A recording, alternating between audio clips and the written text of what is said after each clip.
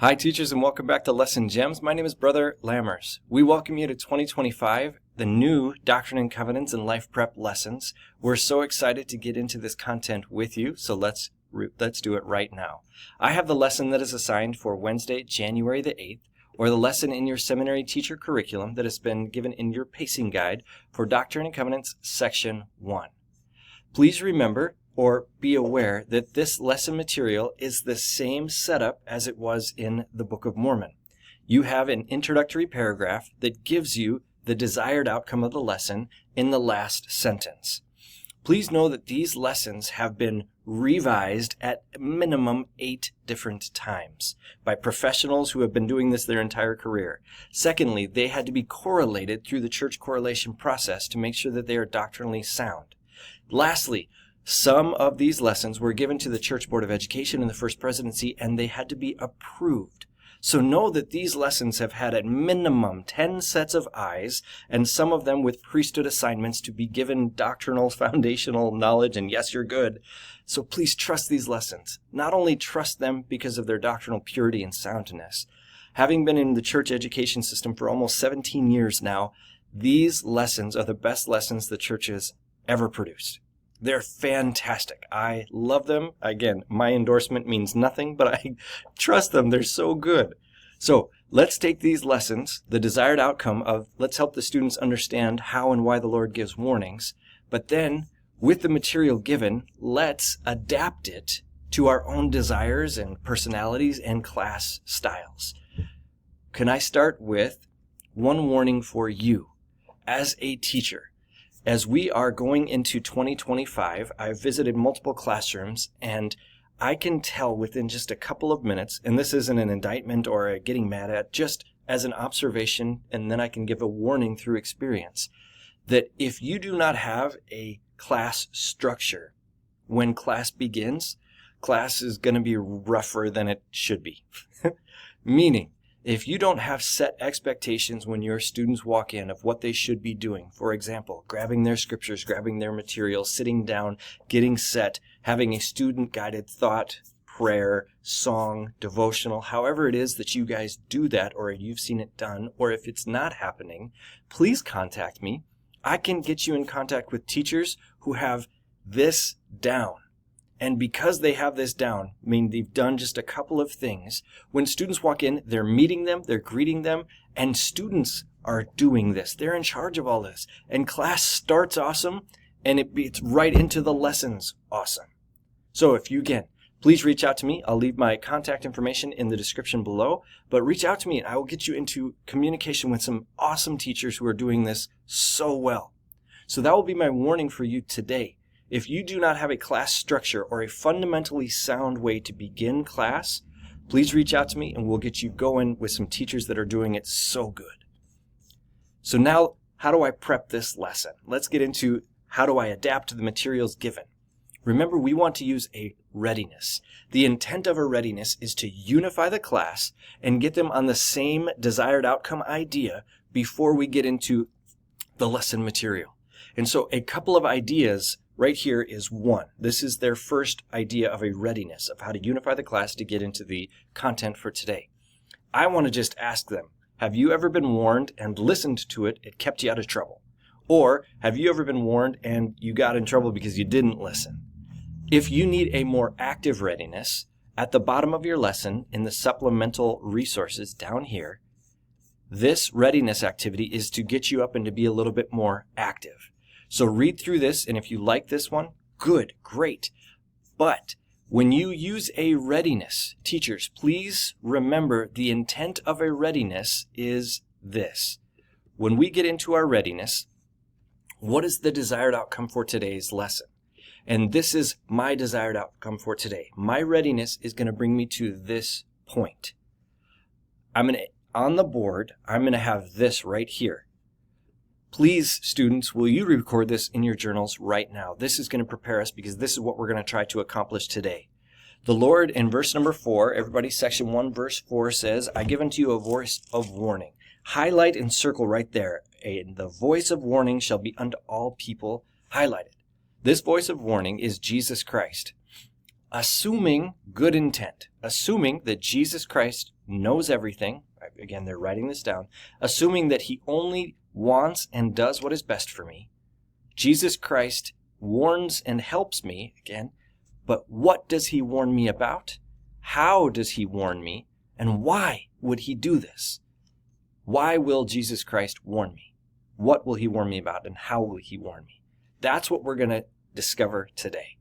So let's please write this down. Now let's get right into it. Context. Context for the Doctrine and Covenants is going to be one of your pillars or foundational tools. Using the context sections within the Doctrine and Covenants itself, in the section headings, or in your lesson material, please give them a little historical background of what it is that is happening. This is awesome context right here, just this paragraph. The chronological contents, again, if you go into the Doctrine and Covenants, the couple of pages before, it shows this chronological order. And 90-something% of the Doctrine and Covenants is in order. But section 1 is actually between section 66 and 67, nearly 8 years after the Lord started giving Joseph Smith these Doctrine and Covenants revelations. He gives him the preface, or this introduction. So again, I love this context. So why do we use it? What is it bringing us into? Answer the questions, helping the students identify this bolded statement. This warning, what is a warning, and what does the Lord use warnings for? It is into all people. Now let's bring it to Jesus Christ. How does the Lord use warnings to show his love for us? And this is where we want to use the define, model, practice theory or idea or principles. This is what I want to do with my students. I want to do this with them together. Remember that I have why would the Lord give warnings? How does he give warnings? And what does he give warnings about? So go with me, brothers and sisters, into verse number 12. Section 1, verse number 12. And let's just do this together. Remember what, how, and why. What will he give warnings for? And how will he do it? First, in verse number 12, can I invite you to highlight where he says, prepare ye for that which is to come. So what is he warning me about? Well, he's going to warn me about what's coming. And now verses 15 through 17. Again, identify what you like in those verses, but I like in verse number 17. Wherefore I, the Lord, knowing the calamity. Take a moment. What does calamity mean? Circle it. Use the define feature in your Gospel Library app.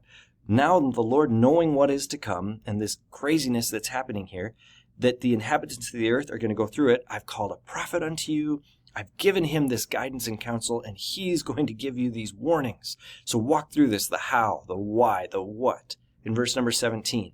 Go in through verses number 17, 19, 20. But now let's go into the whys. And this is where I invite my students to go on their own. We've done this together with the how, the what's in 12 through 20. And verse number 21 is the last one I'll do together with them. Go into verse number 21 with me. Why would the Lord do this? Well, that faith might increase on the earth. Well, if it's faith, then that's great. But why faith? What would faith do? What is the intent of faith? Just looking for this, ideas of faith. How would faith bless us?